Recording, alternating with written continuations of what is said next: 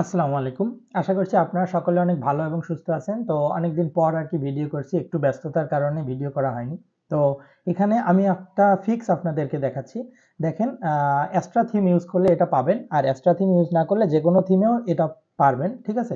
তবে ওই থিমে ওই অপশনটা থাকতে হবে। আর যদি না থাকে তাহলে অবশ্যই ওয়ার্ডপ্রেস থেকে সেই অপশনটাকে ডিসেবল করে দিতে হবে। তাহলেই এটা সলভ হয়ে যাবে। যেমন দেখেন মাঝে, মাঝে আমরা যখন কনটেন্ট দেই, কনটেন্টের নিচে অর্থাৎ আমরা যখন লিঙ্ক পুশ করি অর্থাৎ আমরা লিঙ্ক জেনারেট যখন করি তখন এইটার নিচে একটা করে আন্ডারলাইন তৈরি হয়। ঠিক বিষয়টা এরকম। আমি যদি এডিটর মোডে আসি, এডিটর মোডে দেখেন এরকম। সো এটাকে আমরা জানি কি এলিমেন্টর থেকে টেক্সটের যে ডেকোরেশন আছে সেটাকে নান করে দিতে হয়। তো আমরা একটাকে একটু করে দিয়ে আসি, হ্যাঁ? তাহলে আমরা স্টাইলে চলে যাব। এখানে আমরা এই যে আন্ডারলাইন দেখছি যেটা।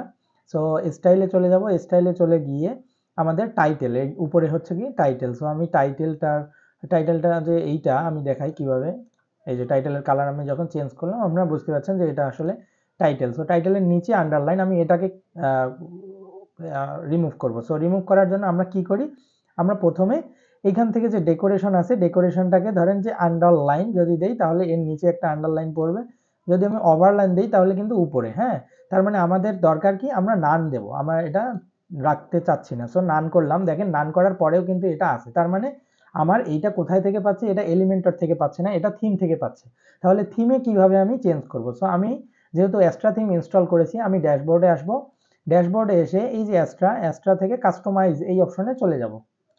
সো অ্যাস্ট্রার কাস্টমাইজ অপশনে আমি যখন চলে আসব, অ্যাস্ট্রার কাস্টমাইজ অপশনে চলে আসার পর এটা একটা গ্লোবাল পেয়েছে, ঠিক আছে?